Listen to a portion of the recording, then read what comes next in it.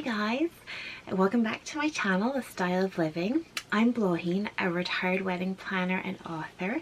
I'm now a stay-at-home mum and researching my third book. I have a 5-month-old son and 2 gorgeous little baby girls who are in heaven. And I make videos on lifestyle and motherhood.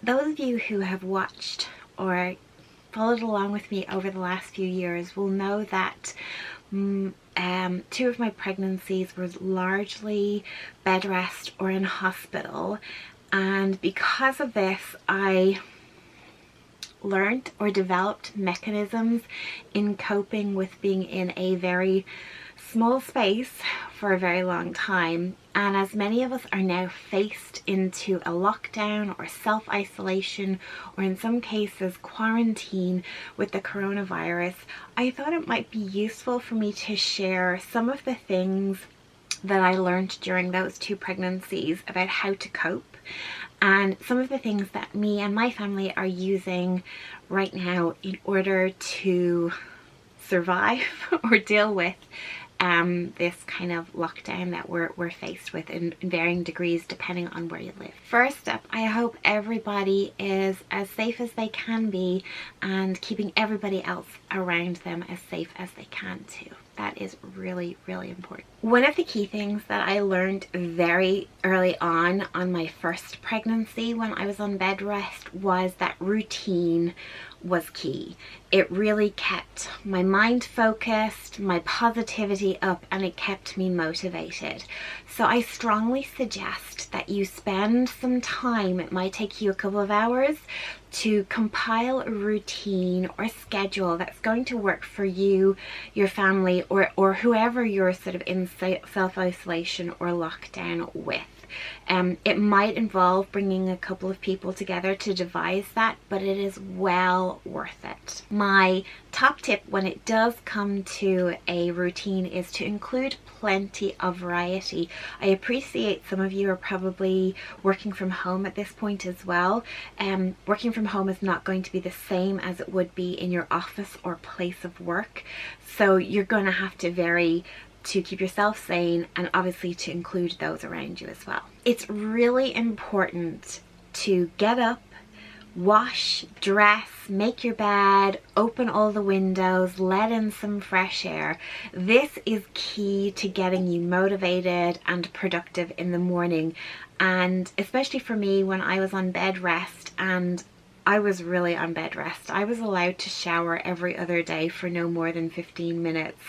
Being sort of upright was not a good thing for my pregnancy. And I noticed on the days that I didn't get up, as in wash, dress, change my clothes, or open the windows, it really impacted my mental state. So that is a really key fundamental start to your day. Having a good, decent, healthy breakfast and planning out healthy meal plans will really help you and your family, or whomever you're with, to stay full, to avoid unhealthy snacking, and most importantly, unhealthy weight gain at the end of this. Limit your amount of corona news or bad news.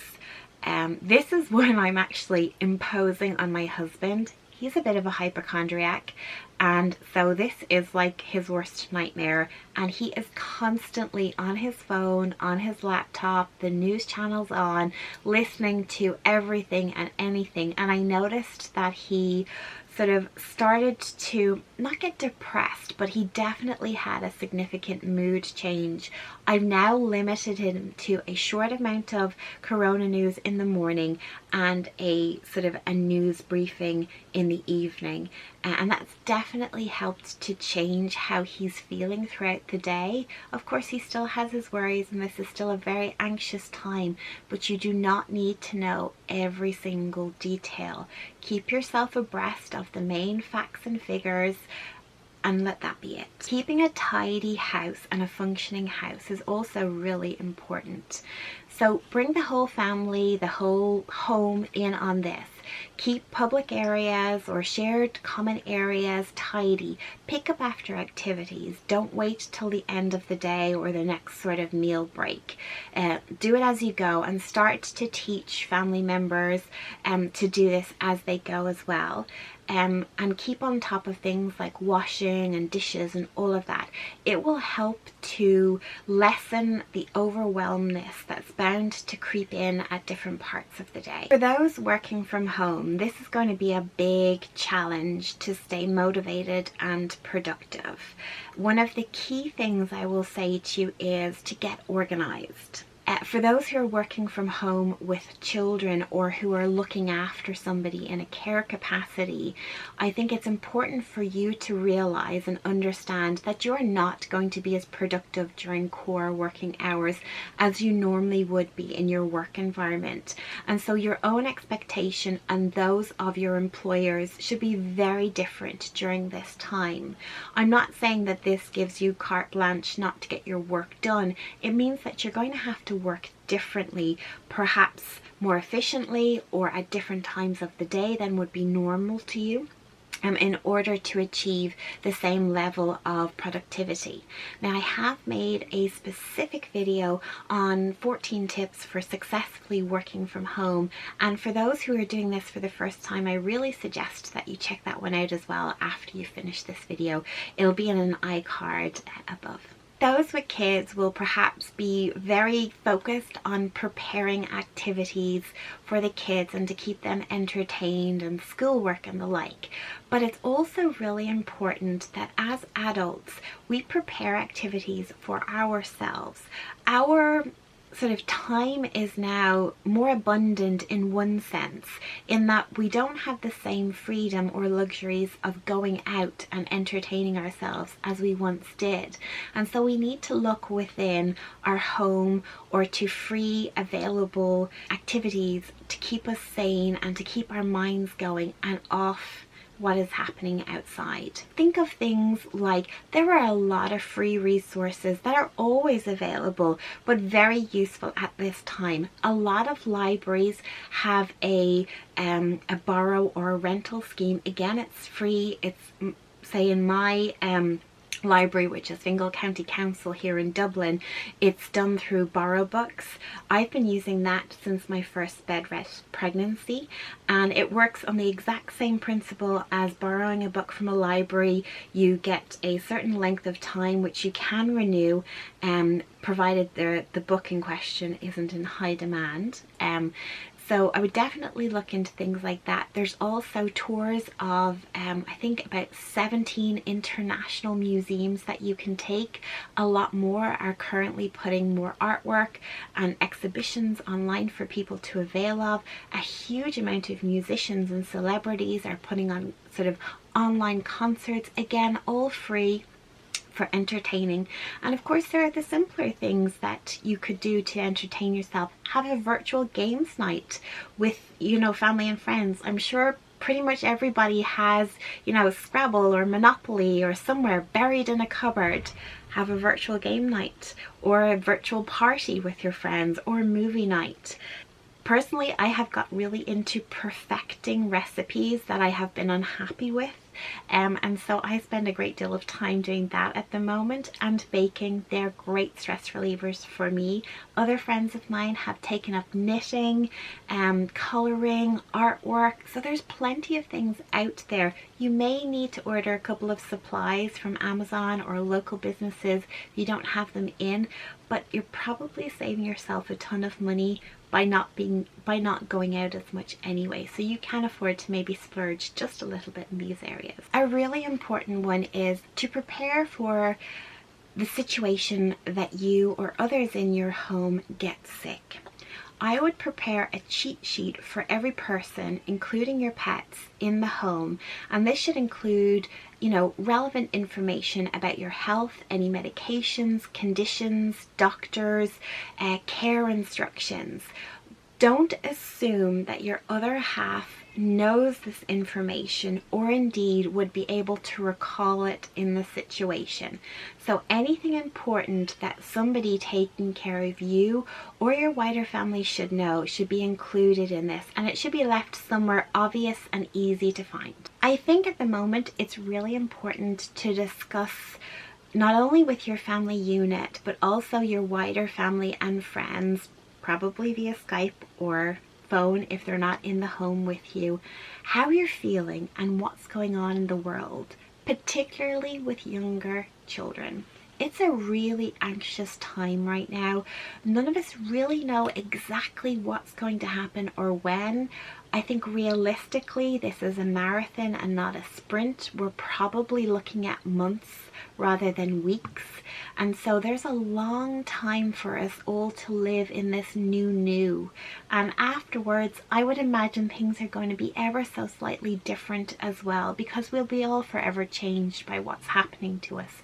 So I think a constant conversation is very healthy to have, especially with kids, so that they actually really understand what's going on in the world for them and for the people around them. For those people who perhaps need extra help beyond just discussing things with friends and family, there are a lot of online supports, therapies, consultants, things that you can avail of. I would definitely encourage you to look into these and to avail of them if you think they're going to be beneficial to you. During both my last pregnancies and afterward, I worked with a terrific mental health team in the hospital that I attended, and they really got me through the trauma and the experiences that I had. And I realized, or we discovered, the latter half of my last pregnancy, that I actually have some PTSD, and it was triggered by putting together a chest of drawers. I ended up in hospital for a week as a result of the trigger, and they were really able to help and support me through the end of the pregnancy, the delivery, and then afterward as well. So things like this, they really affect us, and getting the proper help can make a massive difference to how we feel in ourselves. So I would be a huge advocate for that. Stay in touch with family and friends. There are a lot of virtual ways of staying in contact with people now, and think of things slightly differently. Skype, WhatsApp, FaceTime, Google Duo, these are all wonderful resources. We can cook meals together, teach each other things. Grandparents can read stories to their grandchildren. You know, you can have meal time or wine time or tea time, whatever it is, with people using these resources. So think of what you miss and try and find a way of doing that a little bit differently. These things will all help to keep us together. So while you may physically be on your own in your home during lockdown or self-isolation or quarantine, you don't necessarily have to be alone either. I think it's really important to create ways of including everybody in the running of the home during this time. Of course, this is something we should be doing all of the time, but sometimes in the busyness of life, this gets massively diluted, and it often falls on one member of the family, normally the mother or the father. But I think we have an excellent opportunity here to rebalance a great deal in our lives, and we should all be more inclusive of running our home, and this is right down to the littlest person. Now, of course, tasks and jobs should be appropriate to your level, but I do think it's important to be explaining to children in particular why we're taking extra care in cleaning and disinfecting and what exactly this means and how this helps us. It's so they can learn and understand the world around them a little more. Right now, a lot of us are scared about lack of food, lack of provisions, lack of healthcare, lack of ICU beds. And I think what we need to do is remember that if we stay in and flatten the curve, a lot of this lack will become irrelevant. especially when it comes to food and provisions. We have control over that. If everybody just buys what they need when they need it, if they shop online and stay inside, if they support local businesses when and if they can, we will all come out this slightly worse, but a little better than if everybody was to panic. So I would strongly suggest to you to move your grocery shopping to online, to only buy what you need, leave others for your neighbours. Maybe check in on neighbours if you're in a position to do so, while exercising social distancing, of course, to see if they need anything. My own parents, they don't really understand or know how to use online shopping, so it's a little bit of a challenge for them. So we've been helping them out with that. Now, I'm sure they're not the only elderly people out there who perhaps either don't own a laptop or a computer or really understand how it works or how they would find the things that they really need. So if you can, again, perhaps it's via Skype, they're going to tell you, read you out their shopping list, and you can do the online Tesco or SuperValue or whatever delivery service you're using and have it sent direct to their door for them. I really hope that you found these tips useful in how to survive lockdown. I can't stress how important lockdown is, and that people actually do it successfully, staying in and staying away from vulnerable people, keeping your children in, and while it's difficult for them not to have play dates or see their friends or be in contact with them physically, they can still use the virtual options to have some sort of connection with them. You're doing this for people who are at risk. And it's very easy to think, oh, well, I don't actually know somebody who's at risk. Well, I'm at risk. In all likelihood, my chances of surviving coronavirus are not good. The same for my husband, my parents, and probably my brother as well. We all fall into high risk or at-risk categories for various reasons. I have spent a great deal of my life trying to have my own family. I'm not afraid to die because I have two beautiful daughters in heaven and I want to see them again. But I really want to see my 5-month-old son grow up. I really want to be there for that. And right now, yes, I'm scared because the possibility of that happening is in jeopardy. And so you might not know somebody personally who's at risk, but I am personally at risk. And so you staying at home gives me a chance of surviving this, either because I won't get it, or if and when I do get it, there will be a bed available for me in ICU, and hopefully the wonderful doctors there will have a chance to keep me alive. But if loads of people get sick and beds become limited and my chances of getting one are limited, my son could very easily grow up an orphan. That's my reality right now. So please, please, please heed the advice of the professionals. I'm sorry to have ended on such a sad note, but it's easy to sort of gloss over in some ways when you are fit and healthy, and while you might get a bad cold or a severe flu, your chances of surviving this are very good when mine are not. Thank you all for watching. I really, really, really hope everybody is safe, all your loved ones are safe, and that we all come out of this the other side. You have no idea how much I hope for that. I will see you hopefully in my next video, and stay safe.